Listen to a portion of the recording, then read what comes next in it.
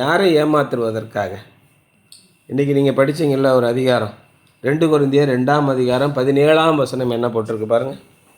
2 கொரிந்தியர் 2ஆம் அதிகாரம் 17ஆம் வசனம் பாருங்கள். அநேகரை போல நாங்கள் தேவ வசனத்தை கலப்பாய் போதிக்கவில்லைன்னு சொல்கிறாரா பாருங்கள். இன்றைக்கி அநேகர் திருடர்களாக இருக்கிறார்கள். தேவனுடைய வசனத்தை கண்டதையும் கலந்து பேசுவது என்ன போட்டிருக்கு?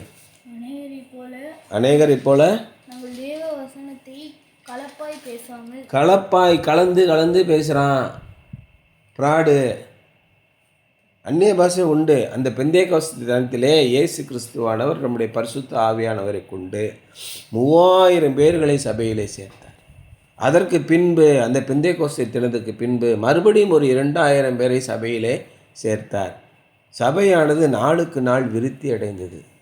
இன்றைக்கு நம்முடைய சபை விருத்தி அடைய வேண்டும் என்றால் நம்முடைய உழைப்பு தேவையில்லை. நாம் இறைவனை பணிந்து கொள்ள வேண்டும் உண்மையும் உத்தமமாக.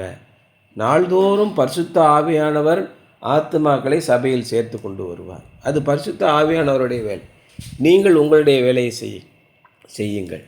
நாம் ஜெபிக்க வேண்டியதுதான், அவரை பற்றி கொள்ள வேண்டியதான் நம்முடைய வேலை. இப்படி உலகத்திலே மிகப்பெரிய வெற்றிகளை சிறந்தவராக இருந்தார் இயேசு கிறிஸ்து, இல்லையா? Something to ponder today. What battles are you fighting on your own? How do you need God's help? என்னென்ன போர்களை நீங்கள் தனியாக போரிட்டு கொண்டிருக்கிறீர்கள்? எந்த விதத்திலே உங்களுக்கு இறைவனின் உதவி தேவை? நல்லா யோசனை பண்ணி பாருங்கள். நிறைய விஷயங்களை பார்க்கணும். ஒரு பழமொழி இருக்குது, தயவு செய்து நீங்கள் என்ன செய்ய போகிறீர்கள் என்பதை யாரிடமும் சொல்லாதீர்கள்.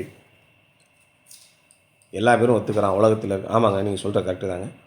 நம்ம யார்கிட்டையும் சொன்னோம்னா அவ்வளோதான், விளங்காதுங்க. சயின்டிஃபிக்கலாக பேசுகிற விட்டு முட்டாத்தனமாக பேசிக்கிட்டு இருக்க. யோசிக்க வேண்டாமா? நம்ம ஒரு காரியத்தை செய்ய போகிறேன் என்று யாரிடமாவது சொல்லிவிட்டால் அந்த காரியம் விளங்காமல் போயிடும். இது உலகம் முறை தான், எல்லா மக்களும் ஒத்துக்கொள்வார்கள். ஆமாங்க, செஞ்சு முடித்த பிறகு தாங்க சொல்ல, இல்லைன்னா ஆகாதுங்க. அது என் வாழ்க்கையில் நான் பல முறை பார்த்துட்டேன். அப்போ இங்கே என்ன ஆவி நடமாட்டம் நடக்குதா உங்கள் காரியத்தை உருப்படாமல் போய் செய்கிறதுக்கு? அதுக்கு ஒரு சயின்டிஃபிக்கல் சைக்காலஜிக்கல் கருத்து சொல்லுங்களேன் பார்ப்போம். அப்போ என்ன அர்த்தம்? மனுஷனுடைய ஆத்மா அவ்வளோ பவர்ஃபுல்லாக இருக்குது. ஒருவனை முன்னேற்றுவதும் ஒருவனை வீழ்த்துவதும் மனிதர்களாலே முடியும். அவருடைய எண்ணங்கள் சிந்தனைகள் எல்லாம் உங்களுக்கு எதிராக போரிடும். அவர்களை எதிர்த்து உங்களால் போரிட முடியாது. நமக்கு யாரோடலாம் போராட்டங்கள் உண்டு.